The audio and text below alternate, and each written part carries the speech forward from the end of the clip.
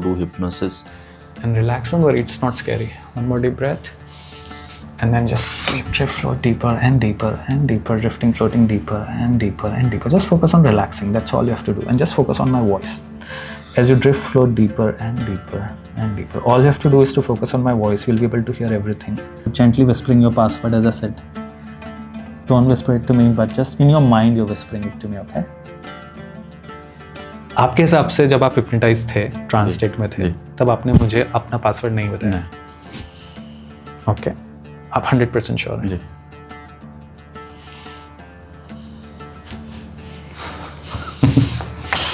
हम एक imaginary wallet imagine करते हैं, ठीक है? सो मान लीजिए आपके घर पे वॉलेट है, ठीक है? आप घर के वॉलेट को आप इमेजिन करना है, अपने वॉलेट अभी आपके पास है।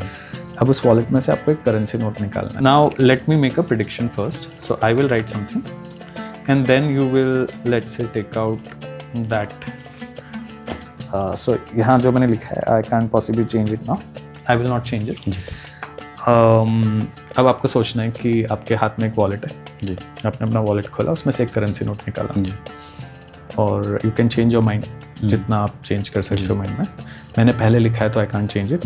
अब आपने जो भी करेंसी नोट निकाला है, I don't want you to say it, can you write it on the piece of paper behind it. So now this is the assumption that you have written.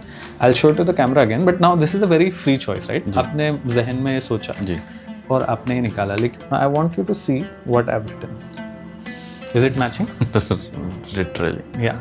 भी रिसेंटली आप colours के show पर भी आए, laughter chefs, क्या experience रहा, क्या कुछ किया आपने, अगर आप उसको शेयर कर पाएं? What I did was Krishna के साथ हिप्नोसिस करके बहुत मज़ा आया, क्योंकि वो एक बहुत फन कैरेक्टर है। मैं उनको हमेशा से बचपन से देखता रहा हूँ, कॉमेडी सर्कस के टाइम से, when I was a kid, तब से। तो to see him, to interact with him, to actually be able to hypnotise him was a great experience. So Krishna was one of my favorite. Bharti के साथ जो चीज़ें की पहले भी, तो जो उनका नाम भूली वो या इस तरह की जो चीज़ें हुई, नंबर भूली, इस तरह का, तो वो बहुत फन था। चैलेंजिंग भी था, उसके अपने चैलेंजेस भी थे। एल्विश के साथ जैसे जो मैंने किया वो काफ़ी चैलेंजिंग था। तो इस तरह की बहुत सारी चीज़ें हैं। शुरुआत में ये जानना चाह रहा हूँ कि इतना सब कुछ है, you are a mind reader, you do hypnosis, करिश्मा चूँकि पास रहा है, आप अपने काम को सिंपल टर्म्स में कैसे डिफाइन करेंगे? So mentalism या mentalist, being a mentalist is like any other art form, right? So जैसे स्टैंड अप कॉमेडी है, एक स्टैंड अप कॉमेडियन होता है, so it's a slightly modern art form. पहले के टाइम में there were illusionist, there were magician so called, जो बड़े बड़े ऐसे स्टेज शोज करते थे 70s 80s 90s में। इंडिया में इतिहास रहा है पीसी सरकार और इस तरह के लोगों का, but it was a form of entertainment, जहाँ बड़े बड़े इल्यूजन क्रिएट कर रहे हैं कि आप किसी लड़की को बीच में से काटने का इल्यूजन हो, या इस तरह की बहुत सारी चीज़ें जो ग्लोबली भी होता था। लेकिन जैसे जैसे इंटरनेट आया, people started becoming more modern, more aware.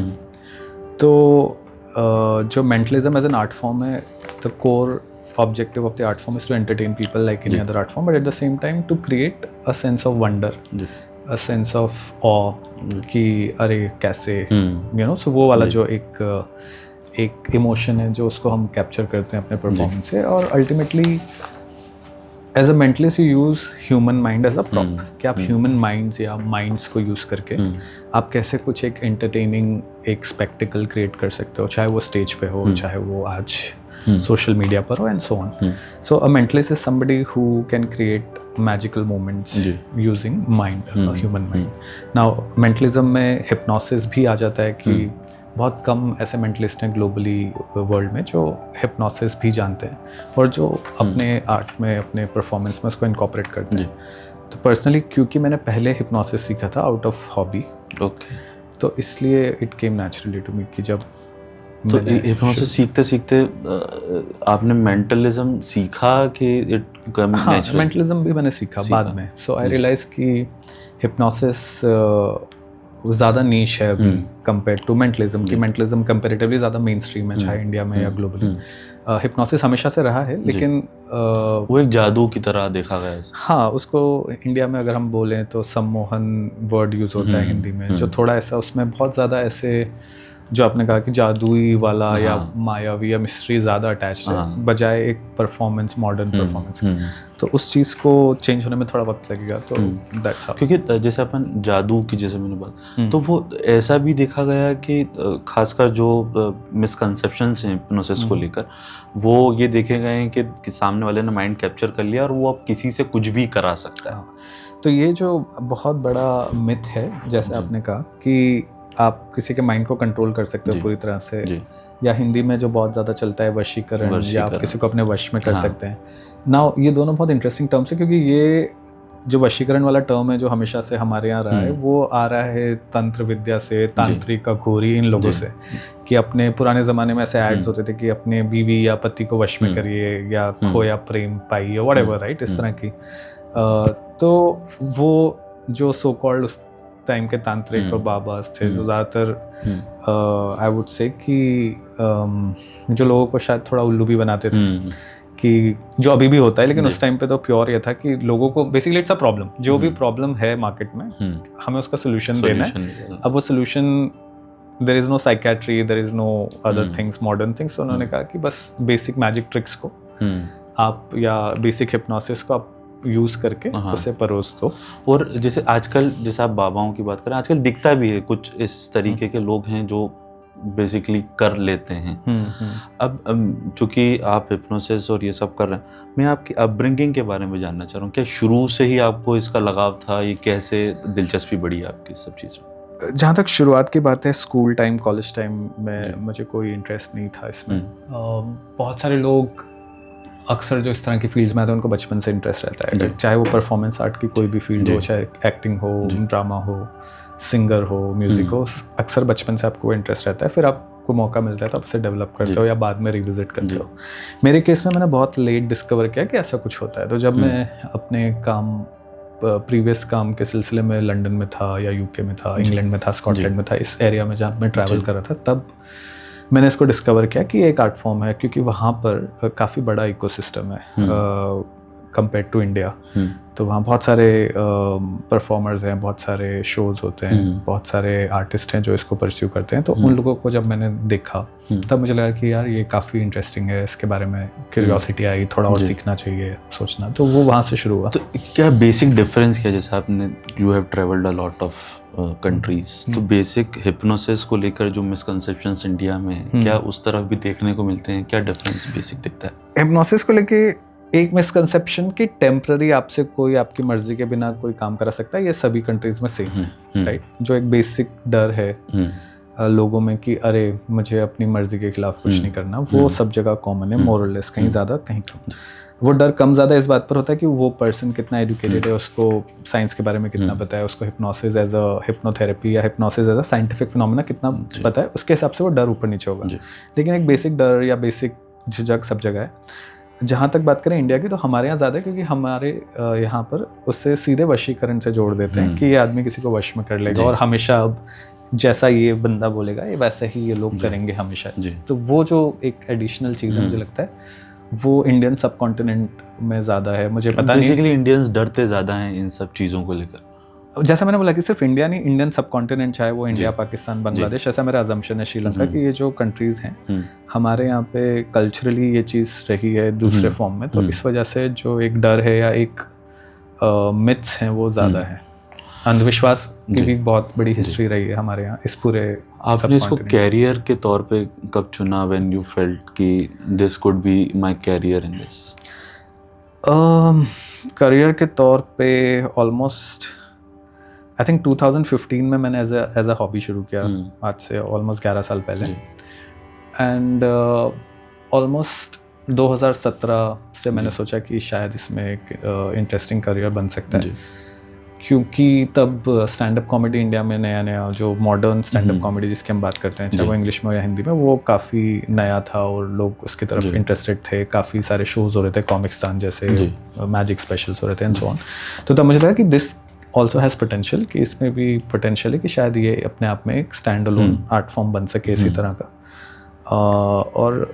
और अगर उस बात को ध्यान में रखते हुए आई थॉट कि अगर इसमें अभी थोड़ा और परस्यू किया जाए तो शायद जो इनिशियली जब आप किसी चीज़ में काम करते हो तो आपके लिए अपनी जगह बनाना, अपनी पहचान बनाना ईजी रहता है। तो जैसे आज स्टैंड अप कॉमेडी में अपनी खुद की पहचान बनाना बहुत मुश्किल है, बहुत मुश्किल है। क्योंकि अभी इवन दो बहुत नया है इंडिया में, लेकिन काफ़ी इवॉल्व हो चुका है कि काफ़ी कम से कम 20-25 ऐसे अच्छे स्टैंड अप कॉमिक्स अब उनके बीच नया कोई आदमी आएगा तो उसको फिर से उतनी वायरलिटी होना, मकबूलियत होना थोड़ा टाइम लगता है। वो चीज़ इसमें नहीं थी तब।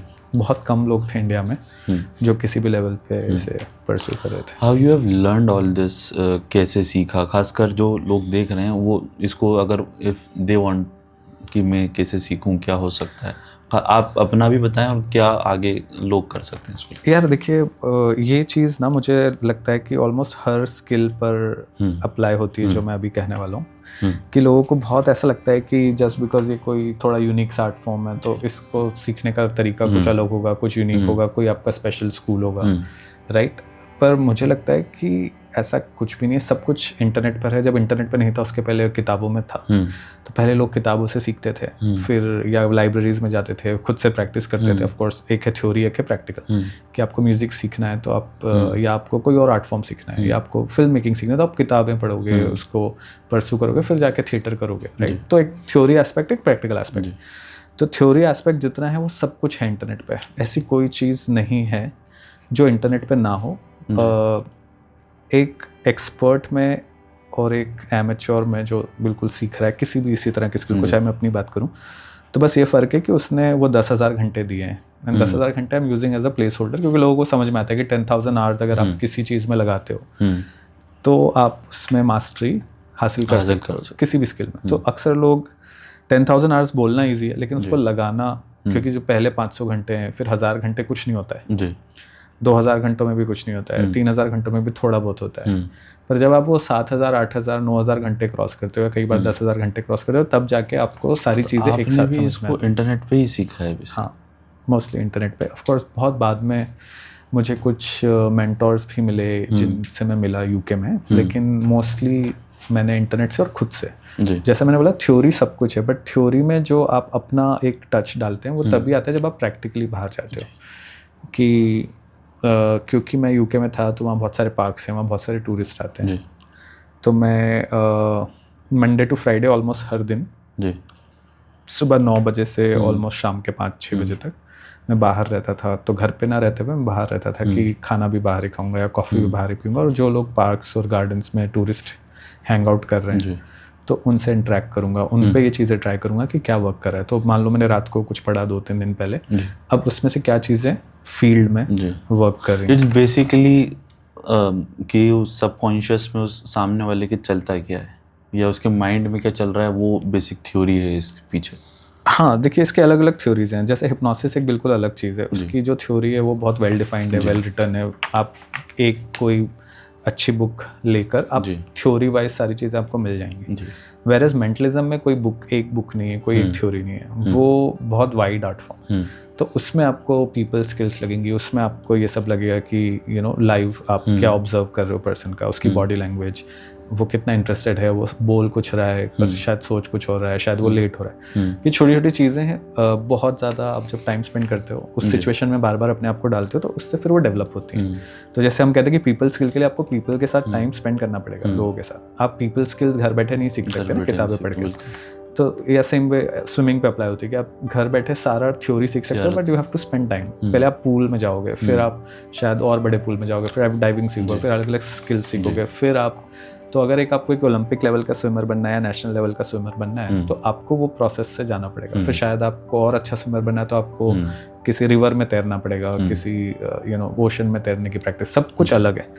बट वो जब एंड में आप उसको 5-10 साल देते हैं तभी जाके वो आएगा। तो देखा जाए तो इतना कॉम्प्लिकेटेड नहीं है जैसा लोगों को बाहर से लगता है या परसीव होता है। पर क्योंकि मेन स्ट्रीम आर्ट फॉर्म नहीं है, जैसे मूवी मेकिंग एक मेन स्ट्रीम आर्ट फॉर्म है, ड्रामा या प्ले मेन स्ट्रीम है, कुछ हद तक सिंगिंग मेन स्ट्रीम है कि आपको रियाज करना पड़ेगा, ये करना पड़ेगा, वो करना पड़ेगा। बहुत सारे जो आपके नाट्य फॉर्म है, मतलब जो डांस फॉर्म है, वो थोड़ा मेन स्ट्रीम है कि आपको मिल जाएगा यूट्यूब, लेकिन ये मेन स्ट्रीम ना होने की वजह से आपको थोड़े एफर्ट्स एक्स्ट्रा लगाना पड़ता है। तो आप जब हिप्नोटाइज करते हैं किसी को तो what you see in that person, basically कौन किस, इट अप्लाइड टू एवरीवन और आप सब्जेक्ट चुनते हैं कि यार ये बेटर सब्जेक्ट है, या फिर यस, तो अच्छा क्वेश्चन है क्योंकि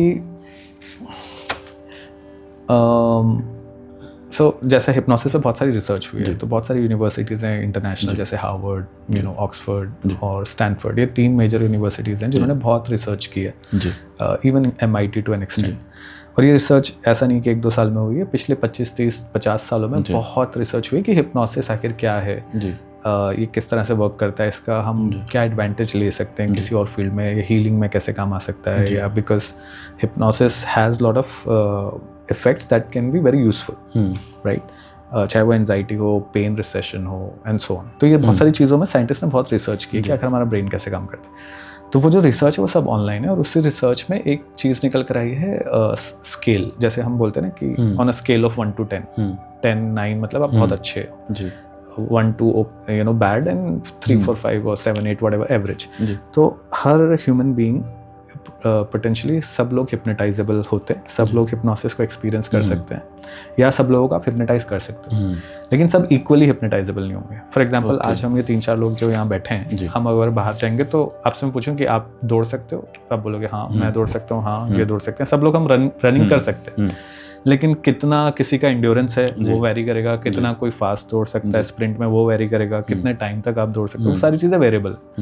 तो वो जो वेरिएबल है उससे ये पता चलता है एज अ परफॉर्मर कि किस पर्सन के साथ आपको ज़्यादा टाइम देना है। मान लो मेरे पास 4 लोगों का ऑप्शन है, तो उन 4 में से मैं क्विकली ये फिगर आउट करूंगा कि ये पर्सन बेटर रहेगा स्टेज पे बुलाने के लिए, ये थोड़ा कॉन्फिडेंट है, ये थोड़ा मेरे इंस्ट्रक्शंस को फॉलो कर पा रहा है, ये डर कम रहा है। अगर आपका माइंड स्ट्रांग है आप ज़्यादा आसानी से हिप्नोटाइज होंगे, क्योंकि हिप्नोसिस में आपको कॉन्सेंट्रेट करना रहेगा और इमेजिनेशन, ये 2 मेन चीज़ें हैं।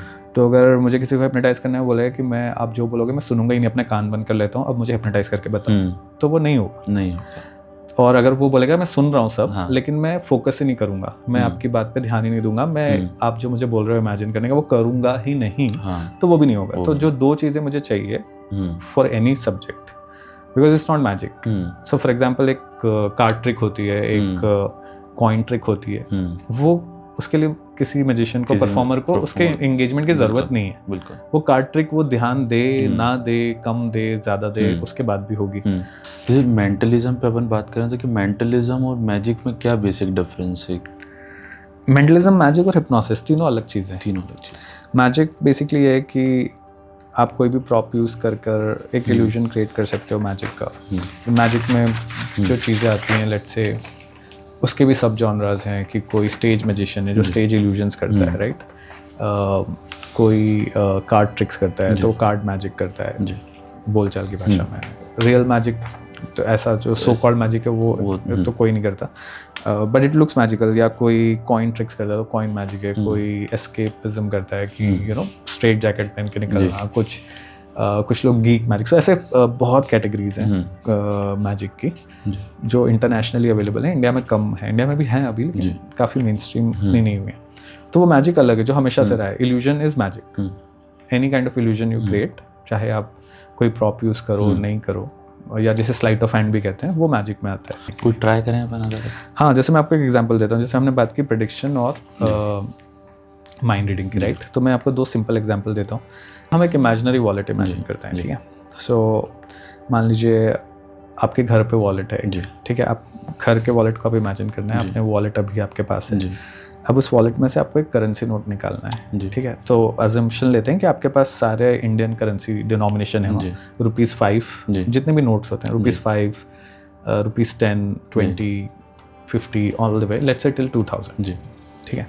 अब आपको ये इमेजिन करना है कि आपको एक कोई करेंसी नोट निकालना है। I will try to make a prediction, very simple prediction. Let's say I will write something here, I will show to the camera also later, but I will write something like ₹10 as an example, ठीक है। Now मैं I am showing to both cameras differently because इसमें screen guard है, ठीक है। Now let me make a prediction first. So I will write something and then you will let's say take out that. So यहाँ जो मैंने लिखा है, I can possibly change it now, I will not change it. अब आपको सोचना है कि आपके हाथ में एक वॉलेट है, आपने अपना वॉलेट खोला, उसमें से एक करेंसी नोट निकाला, और you can change your mind जितना आप चेंज कर सकते हो माइंड में. मैंने पहले लिखा है तो आई कांट चेंज इट. अब आपने जो भी करेंसी नोट निकाला है, I don't want you to say it, can you write it on the piece of paper behind it, बड़े अक्षरों में. So for example you can write it here, rupees something, जो भी आपके मन में आ रहा है, 10, 20, 50, what ever. Right. Now, whatever you've written, you can even show it to the camera. So now this is the assumption that you've written. I'll show it to the camera again. But now this is a very free choice, right? आपने जहन में ये सोचा और आपने ये निकाला. लेकिन जैसा मैंने बोला कि I wrote this before. कि जो prediction था ये मैंने पहले लिखा है. Now, do you want to change it or are you happy with it? I'm happy with it. You're happy with it. It felt like a free choice, right? Now, I want you to see what I've written. Is it matching? Literally. Yeah. So now this is exactly what you have written. So now I was able to predict it कि 2-3 minute पहले कि आप क्या चुनेंगे. मेरे पास prediction में ये भी था कि I could have changed it, right? You could have changed it. So अगर आपको quickly इसको repeat करना है तो you change it to something else. I'll also first let me change. I'll change it to something else just quickly. And now you change your prediction to whatever you want to change.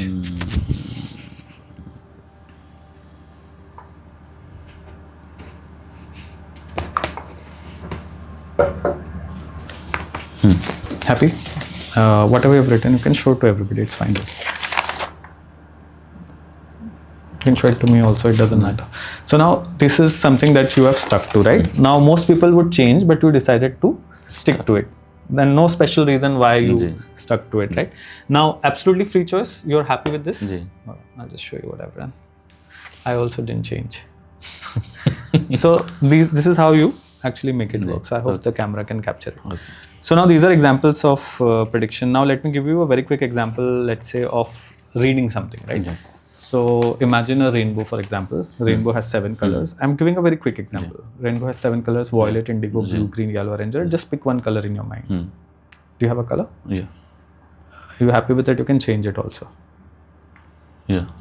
Now people say that we look at micro expressions. There are multiple ways to reveal, to figure out what a person is thinking, right? So there is a concept called micro expression, which means कि अगर आपके दिमाग में कोई thought आता है तो you cannot control your micro expressions. It will be something happening on your face that will give it away. So now what I will do is imagine a whiteboard in front of you. And just imagine that this color is written big letters. So violet, indigo, blue, green, yellow, orange, red. Now as you know कि जब हम सोचते हैं तो हमारी आँखें जो pupil है वो किसी और डायरेक्शन में जाती हैं. जब हम पास्ट के बारे में सोचते हैं तो हम आँखें नीचे. ये बहुत बेसिक साइकोलॉजी, राइट? तो बहुत सारी चीज़ें हैं जो इन्वॉल्व होती हैं. So now what I will do is I'll change it to a color which I feel you might be thinking. I mean, I'll write a color जो मुझे लगता है शायद आप सोच रहे हैं. Okay, so I have written it. I won't change it. Which color did you go for? I go for yellow. Yellow, and it felt like a free choice. You had a free choice to go for violet, indigo, blue, green, yellow, but you decided to go for yellow. Okay. Now I'll just show the camera first, or I'll show you first because you thought of it. So I was hoping that you will go for yellow. Even मुझे भी नहीं दिखता है कई बार. Is the camera able to get it? So now this is an example of reading somebody's mind, what might be going through, and ultimately there is a lot of probability also which is involved. So there are so many psychological techniques are involved. We intentionally as performers don't reveal exact thing that we are using just to create the mystery. अभी recently आप colours के show पर भी आए हैं, laughter chefs. क्या experience रहा, क्या कुछ किया आपने, अगर आप उसको शेयर कर पाएं? सो लाफ्टर शेफ का experience I think first of all तो बहुत अच्छा रहा क्योंकि it's a very fun show. उसका जो कॉन्सेप्ट है वो बहुत सिंपल और फन है. वो बहुत अपने आप को सीरियसली नहीं लेता एज अ शो ऑल्सो. जो कंटेस्टेंट हैं वो भी, और क्योंकि इस तरह के जो शोज़ होते हैं वो बहुत ज़्यादा फोकस करते हैं कुकिंग पे, बहुत ज़्यादा फोकस करते हैं कि बहुत सीरियस शोज़ बनते हैं अक्सर कि एक मास्टर शेफ़ है तो वो बहुत सीरियस है कि आपको अपने लाइफ का सारा स्किल जो आपने सीखा है कुकिंग का वो सब दिखा देना है. अलग अलग लेवल्स होंगे और जो भी आपका उसमें जीत हार इस बात पे मैटर करती है कि आपने एंड ऑफ द डे क्या डिश बनाई. वेयरएज लाफ्टर शेफ का कॉन्सेप्ट मुझे इसलिए भी अच्छा लगा कि जो हर शो में कोई डिश बनेगी, एक चैलेंज है, कंपटीशन है, लेकिन उससे ज़्यादा फोकस है लोगों का to keep it entertaining, to keep it fun, to keep it light hearted. They don't take themselves और even the task that seriously. और आई थिंक उसके जो सक्सेस की वजह वो भी यही है कि लोग भी इसी तरह के रॉ इमोशंस देखना चाहते हैं. फन होते हुए। तो एक वो कॉन्सेप्ट था, that was good. Second of course we tried lot of things, we tried mind reading on that show, we tried hypnosis on that show. तो आई होप जब तक ये पॉडकास्ट रिलीज होगा तब तक वो एपिसोड आ चुका होगा, तो you will get a better idea. आपने इतने सारों लोगों के साथ आपने किया है वहाँ पे, तो आपको कौन बेटर लगा वहाँ पर as a subject, as a hypnosis subject, या फिर क्या मज़ा आया, आपने क्या क्या किया उनके साथ, अगर आप थोड़ा बता पाएं? यार I can tell you this, तो इसमें दो चीज़ें कि अगर ये एपिसोड उसके बाद ही आएगा तो फिर तब तक तो लोग देख चुके होंगे। तो I think what I did was, Krishna के साथ हिप्नोसिस करके बहुत मज़ा आया, क्योंकि वो एक बहुत फन कैरेक्टर है। मैं उनको हमेशा से बचपन से देखता रहा हूँ, कॉमेडी सर्कस के टाइम से, when I was a kid, तब से। तो to see him, to interact with him, to actually be able to hypnotise him was a great experience. So Krishna was one of my favorite. Bharti के साथ जो उनके साथ आपने पहले भी किया, पहले भी, तो जो उनका नाम भूली वो या इस तरह की जो चीज़ें हुई, नंबर भूली इस तरह का, तो वो बहुत फन था, क्योंकि सारी चीज़ें बहुत अनएक्सपेक्टेड हो रही थी एक के बाद एक। इतना टाइम नहीं था, वो पूरी तरह से अनस्क्रिप्टेड शो है कि वो एक बार कैमरा रोल करते हैं तो फिर अगले जो भी 2-3 घंटे तक, जितना टाइम वो एपिसोड शूट होता है 4 घंटे तक, वो कैमरा फिर स्टॉप नहीं होता, कोई ऐसे ब्रेक्स नहीं होते मेजर, और ना आपके पास कोई ऐसी स्क्रिप्ट होती है या डायलॉग्स होते हैं कि आपको यही बोलना है, फॉलो करना है। तो काफ़ी सारी चीज़ें वहीं पे इम्प्रोवाइज होती हैं। तो that was a good experience, क्योंकि जब हम स्टेज पे होते हैं एज अ परफॉर्मर तो आपके हाथ में बहुत सारी चीज़ें होती है, कंट्रोल होता है कि आप किसको बुलाएंगे, किसी को आप वापस भेज सकते हैं, उसके साथ जो करना है वो आपके कंट्रोल में, और जो भी उसका आउटकम है वो 100 लोग या 50 लोग जो उस टाइम मौजूद हैं, आप उसे मैनेज कर सकते हो। लेकिन यहाँ पर एज अ गेस्ट किसी नए एपिसोड पे जाना जहाँ लोग आपको पहले से नहीं जानते हो, फिर आपको उनके साथ एक रैपो बिल्ड करना, और उनका भी एक अलग स्टोरी लाइन चल रहा है, क्योंकि उस दिन भी कुछ कुकिंग तो कर ही रहे हैं। तो वो सारी चीज़ों का जो एक एमैलगमेशन था वो बहुत फन था, चैलेंजिंग भी था, उसके अपने चैलेंजेस भी थे। एल्विश के साथ जैसे जो मैंने किया वो काफ़ी चैलेंजिंग था। तो इस तरह की बहुत सारी चीज़ें हैं। तो I am sure people can go watch it on Jio star, क्योंकि वो वहाँ पे लाइव रहेगा जिन्होंने लाइव नहीं देखा है। What is your take on fixed mindset और growth mindset? ये दोनों के बीच में आप क्या सोचते हैं कि क्या बेटर है, या फिर कैसे लोगों को अप्रोच करना है? See, I think जहाँ तक क्वेश्चन का सवाल है, most people would say कि it's obvious कि growth mindset is better, right? In general also, if you believe in a growth mindset कि okay, things will work out, things will get bigger, better, so on, believe in your abilities or whatever you're doing and so on, so that's any day is a better mindset. But personally I think एक time था जब आप अपना career start करते हो तो आपके लिए सब चीज़ें बहुत मैटर करती है। आप बहुत ऐसे प्लेबुक ढूंढते हो कि मुझे एक फॉर्मूला मिल जाए, तो ये ग्रोथ माइंडसेट का फॉर्मूला हो गया या अलग अलग माइंडसेट का फॉर्मूला हो गया, जो शुरू में लोगों को हेल्प भी करता है। बट टू बी ऑनेस्ट, जब आप अपने लेट 30s में पहुंच जाते हो, अर्ली 40s में पहुंच जाते हो, मिड 30s में पहुंच जाते हो, और आपने इनफ आप देख चुके होते हैं अप्स एंड डाउन्स, तो फिर आपको लगता है कि वो सब चीज़ें बियॉन्ड अ पॉइंट मैटर नहीं करती। Things will happen, life will happen on its own course, beyond a point you don't control it. इसलिए आपने सुना होगा कि बहुत सारे जो सक्सेसफुल लोग हैं जो बहुत टाइम तक सक्सेसफुल रहते हैं। फॉर एग्जाम्पल अगर हम इंडिया में बात करें, एक्टर्स की बात करें कि एक शाहरुख खान है या एक आमिर खान है या दूसरे और भी लोग हैं, तो वो बहुत ज़्यादा ग्राउंडेड रहते हैं, बहुत हम्बल रहते हैं। वो मजाक में for example Shahrukh may say that I am the best all of that, and but in general everybody is very humble because they all know deep down कि no matter how smart, talented, wise you are, you need lot of luck to be on your side, you need lot of help which is beyond your control. तो बहुत सारे elements को आना पड़ता है for you to become, and lot of people also contribute. तो वो जो होता है ना कि सक्सेस को हम किसी तरह कंट्रोल कर सकते हैं, इसका कोई फॉर्मूला है, आई हाईली डाउट दैट। सब लोगों का एक अलग जर्नी रहेगी,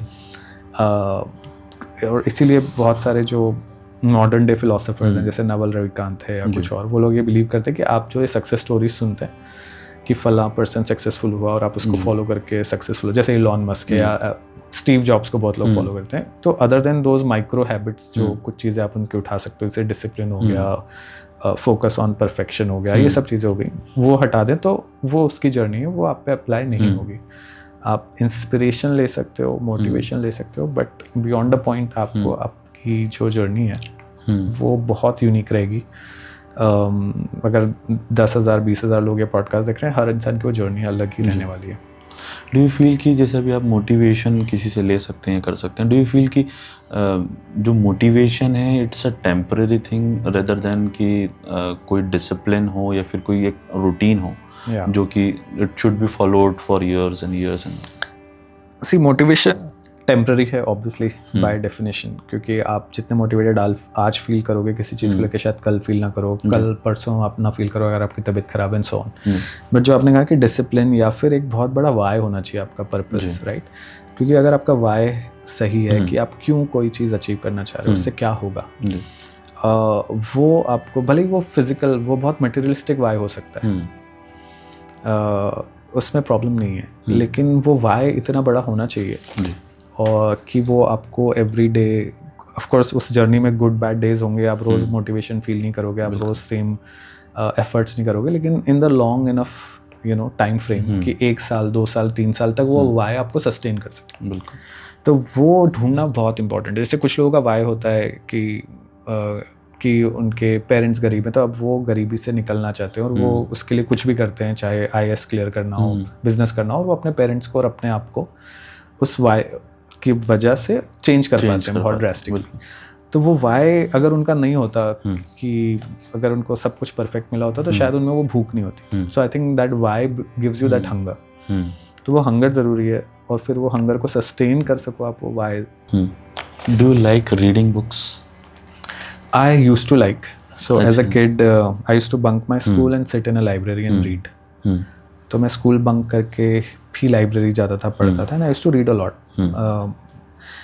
Almost 6, 7, 8 hours a day. But I think personally now I don't read, but I consume a lot of content. So audio visual is also a form of reading. So मैं इसको ऐसे देखता हूँ कि reading in a sense book was a tool to pass on knowledge. Yeah. Right? Books, सबसे earliest book क्या थी? जो लोग केवमैन थे, वो लोग जो भी उनका नॉलेज था उसको दीवारों पे पेंटिंग करते थे, तो it was a form of book early, right? उसका next level form of book था कि जो जानवरों का चमड़ा होता था, जो स्किन होता था, उसके ऊपर वो लोग लिखते थे। That was a form of earlier books. फिर आया books. Books have been in vogue and have been looked, romanticise उस बुक्स को इतना किया गया है पिछले कुछ टाइम से, और वो इतना कूल बना दी गई कि आप बुक्स के बियॉन्ड नहीं देखना चाहते। What I'm trying to say कि books is a great way to gain knowledge or to gain information, but there are now better ways available. For example, जैसे आज, for example, आज मुझे किसी का ब्लड प्रेशर चेक करना था, एक डिजिटल, जो मैंने कई महीनों से नहीं किया था, तो I went on YouTube, did a simple search कि डिजिटल ब्लड प्रेशर मॉनिटर से मैं कैसे किसी का ब्लड प्रेशर चेक करूँ। मेरा गूगल जो यूट्यूब पे जो सर्च रिजल्ट आए उसमें मुझे एक शॉर्ट्स में 30 सेकंड की शॉर्ट में वो समझ में आ गया जी। तो अब मैं ऐसे बुक में पढूं तो क्या मेरे लिए ज़्यादा इजी रहेगा समझना। तो कुछ चीज़ें ऐसी हैं जो बुक्स शायद बेहतर आपको समझा सकती हैं जब आपका इमेजिनेशन यूज़ करना हो। अगर आप फिक्शन पढ़ रहे हैं तो बुक्स बहुत अच्छी हैं, लेकिन अगर आप नॉन फिक्शन जा रहे हैं तो मुझे लगता है कि ऑडियो विजुअल मीडियम जो है आज के वो ज़्यादा बेटर है to gain the same amount of knowledge in a better way, faster way and more easy way. तो आंसर योर क्वेश्चन, मैं बहुत सारा नॉलेज अभी भी सीख करता हूँ, कंज्यूम करता हूँ, बट वो बुक्स के फॉर्म में नहीं है। मैं अभी भी 4 से 5 घंटा रोजाना मेरा यूट्यूब टाइम है, which is in learning something new, could be a podcast, could be something else, could be a topic जिसमें मुझे इंटरेस्ट है, तो वो डेफिनेटली है। तो आप कह सकते हो कि मैं 4-5 घंटे रोज बुक्स पढ़ता हूँ, लेकिन वो बुक्स नहीं है, उसका फॉर्मेट चेंज है, राइट? तो ऑडियो और विजुअल, या तो इस सब ने आपको शेप कैसे किया आपकी जर्नी पे? बेसिकली चूंकि आप कह रहे हैं यूट्यूब और ये स्टार्टिंग में किताबें ज़रूर पढ़ी आपने, तो मुझे एक चीज़ जो मुझे लगती है जिसने बहुत ज़्यादा इम्पैक्ट किया मेरे ग्रोथ को, चाहे वो किसी भी फील्ड में हो जो मैं अभी कर रहा हूँ या पहली, वॉज कि आपने सुना होगा कि you become the average of 5 people you spend your time with. जिन 5 लोगों के साथ जो आपके 5 दोस्त हैं या 5 लोगों के साथ आप सबसे ज़्यादा टाइम स्पेंड करते हो, आप उनका एवरेज बन जाते हैं। और मुझे लगता है ये बहुत ज़्यादा ट्रू बात है कि आपके जैसे दोस्त होंगे, और दोस्त होना ज़रूरी नहीं कि वो आपके वैसे दोस्त, जिनके साथ आप ज़्यादा टाइम स्पेंड करें, जिनके साथ आप, क्योंकि जो भी वो करेंगे जो उनका इंटरेस्ट होगा वो अनजाने में आपका इंटरेस्ट बन जाएगा, और जितने वो एम्बिशियस होंगे वो एम्बिशन आपकी उतनी एवरेज बन जाएगी। तो आई थिंक 2 चीज़ें हुई कि I started spending lot of time alone, क्योंकि मैं अपने दोस्त तो नहीं चेंज कर सकता, पर मैं उनके साथ कितना टाइम स्पेंड कर रहा हूँ वो कंट्रोल कर सकता हूँ, या मैं किसके साथ टाइम स्पेंड कर रहा हूँ। तो अगर मैं अलोन हूँ तो टेक्निकली मैं किसी के साथ टाइम स्पेंड नहीं कर रहा। तो अब मुझे बेटर एवरेज बनने के लिए I am spending time with all these learned people, successful people, जिन्होंने बहुत सारे पॉडकास्ट दिए हुए हैं globally. For example Naval Ravikant है, फॉर एग्जाम्पल इलॉन मस्क है, जो भी लोग इंस्पायरिंग लगते हैं आपको किसी भी फील्ड में, वो सब लोगों का कई सौ घंटों का कंटेंट मौजूद है। तो आप फॉर एग्जाम्पल आज से 50 साल पहले हेनरी फोर्ड, अगर आपको कार्स में इंटरेस्ट है तो आप हेनरी फोर्ड के साथ 1-on-1 टाइम स्पेंड नहीं कर सकते थे, राइट? बट अगर आज आपको एआई में इंटरेस्ट है तो आप एंथ्रोपिक के सीईओ के साथ, आप सैम ऑल्टमैन के साथ, ओपन एआई के सीईओ, इन सब के सीईओज के साथ, इन सब के जो कोर रिसर्चर्स हैं, उन सब के साथ आप रोज़ाना टाइम स्पेंड कर सकते हो वाया इंटरनेट। बिल्कुल।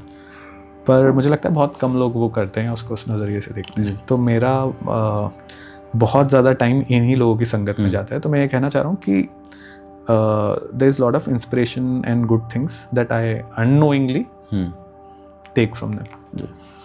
सर आपका बहुत बहुत शुक्रिया हमारे साथ जुड़ने के लिए। बस बिफोर गोइंग आप कुछ अपन हिप्नोसिस जैसा कुछ देख सकें और कुछ ट्रिक्स व्हाटएवर यू वांट। इस पूरे पॉडकास्ट, इस पूरे कॉन्वर्सेशन में आपका फ़ोन आपकी जेब में था, आपने मुझे नहीं दिया, मैंने अभी तक आपका फ़ोन टच नहीं किया है, करेक्ट?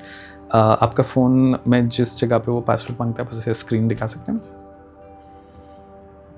लॉक करके? हाँ, फेस आईडी भी है क्या उसमें? जी। तो आपको वो ऊपर का हाइड करना पड़ेगा, तब जाके वो आएगा।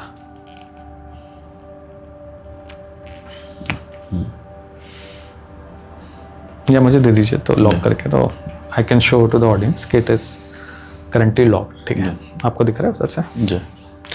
Now what we will do is, just to be sure, I'll put you in a trance state and I'll try to use hypnosis to unlock your password. That would be cool, right? अभी के लिए it's just not working properly, तो उसको थोड़ा screen on करके रखिए। हाँ हाँ, वो कोई दिक्कत नहीं, हम वापस से ले लेंगे उसको। अभी के लिए मैं साइड में रख देता हूँ इसे। नाउ फर्स्ट लेट्स सी कि क्विकली हम इस सब प्रोसेस को आप एडिट में हटा सकते हैं। हम वापस से यहाँ से शुरू करेंगे कि if I have to unlock your phone, what is the process. I will put my phone away, ताकि ऐसा नहीं लगे कि मेरे फ़ोन से कुछ डेटा वेटा हो रहा है। तो I wanted to do a simple thing. Can you close your eyes for 10 seconds? Just relax and close your eyes for 10 seconds. Okay. And we take a deep breath and relax. Just relax. So just you have to focus that there is a big screen in front of you, like a movie screen, and you're able to focus on it, and it has your password, phone password, right? Written on it big screen pe, just if it is 1 2 3 4, it's there, and you have to continue focus on relaxing. So just imagine that the deeper the breath you take, the more you have to relax your body also. So just imagine relaxing your shoulders, relaxing your muscles. Just focus on relaxing.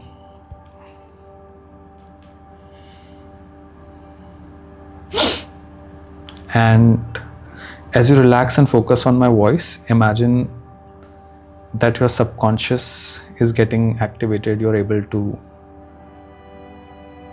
go deeper into your subconscious mind. Deeper and deeper and deeper. जितना आप deep जा सकते हैं, you're able to do that.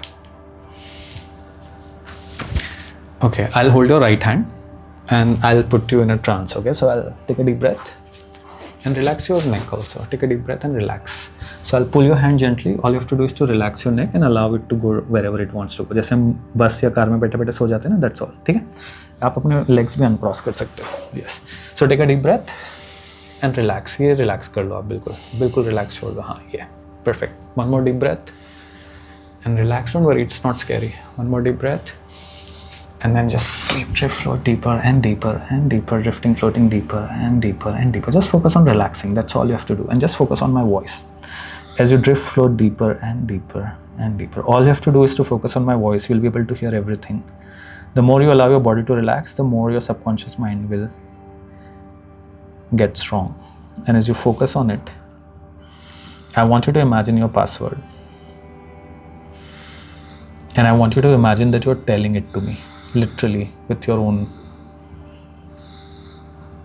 but you will not remember telling me the password.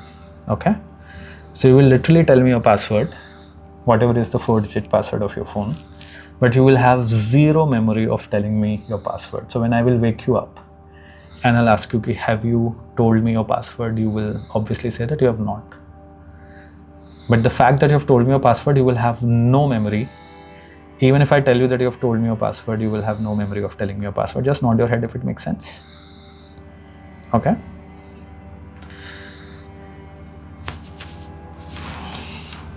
And in a second, I'll bring my ears closer to your mouth. And you will whisper your password to me. For this to work, I'll take your microphone gently because I don't want everybody to know your password, so I'll take it out for you, just for this effect. And I'll put it here, I'll give it back to you. So just focus on your password and imagine you're whispering it in my ear in a minute. Just keep your eyes shut and go back in your chair a little bit. Perfect. And now imagine that you're gently whispering your password, as I said. Don't whisper it to me, but just in your mind you're whispering it to me, okay? Alright. Now slowly you can come back to the room. And slowly you can open your eyes. Feeling all right? Okay. Now you can sit, relax. कैसा experience था? सब कुछ आप सुन पा रहे थे? कुछ weird नहीं था? Now if I have to ask you, क्या आपने मुझे अपना password बताया? क्या आपने बोला अपने मुंह से कुछ? Sure हैं आप कि आपने मुझे आपका password नहीं बताया, right? क्या आप believe करेंगे अगर मैं बोलूँ कि आपने आपका password मुझे whisper किया? नहीं believe करेंगे? Okay. क्या लगता है आपको? हाँ. Oh हाँ. So I'll give you back your mic. ये मैंने आपका माइक लिया था, आप वापस लगा सकते हो। I'll ask you this question. तो जब आप हिप्नोटाइज अवस्था में थे, स्टेट में, कई चीज़ें होती हैं, उसमें एक एमनीशिया क्रिएट होता है कि जो भी आप इन्फॉर्मेशन क्रिएट करते हो as a hypnotist, I can erase that information from your mind. तो right now are you sure that आपने अपना पासवर्ड मुझे नहीं बताया फ़ोन का? राइट। पर अगर मैं आपका फ़ोन अनलॉक करूँ तो आप बिलीव करेंगे कि शायद आपने बताया? नहीं। ठीक है। आपके हिसाब से जब आप हिप्नोटाइज थे, ट्रांस स्टेट में थे, तब आपने मुझे अपना पासवर्ड नहीं बताया? ओके। आप 100% श्योर हैं?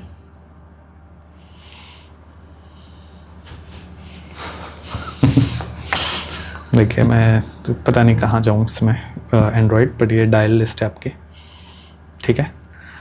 क्या आपका पासवर्ड 4726 है? बिल्कुल। तो आपने मुझे बताया, पर आपको याद नहीं है कि आपने बताया? जी। आपको कोई जेन्युइनली मेमोरी नहीं है कि आपने अपना पासवर्ड मुझे विस्पर किया? नहीं। Okay, so this is one way for me to figure out your password. Of course, there are other ways which as a mentalist can figure out. But even I wanted to try something new. So I also improvised and I did this. Of course, you can change your password. But obviously, आपको बिल्कुल याद नहीं है कि आपने अपना password बताया? बिल्कुल। बिल्कुल भी नहीं। बहुत हल्के से विस्पर किया, ये इसकी भी कोई मेमोरी नहीं। So hypnosis में चीज़ होता है कि you can temporarily create an amnesia. That's amazing. This is an example. But this is a very basic form of hypnosis, like very light hypnosis, because हमारे पास इतना टाइम नहीं था कि आपको deep hypnosis करते. So yeah, this is easy. Thank you very much for joining us. Thank you for having me. I had a lot of fun, to be honest. Thank you very much. क्योंकि कई बार हम बहुत सारी चीज़ें सोचते हैं, but जब ऐसी conversations होती है तो हमें भी अपने thoughts को articulate करने का मौका मिलता है. So it was fun. Thank you for having me. Thank you very much. Thank you very much.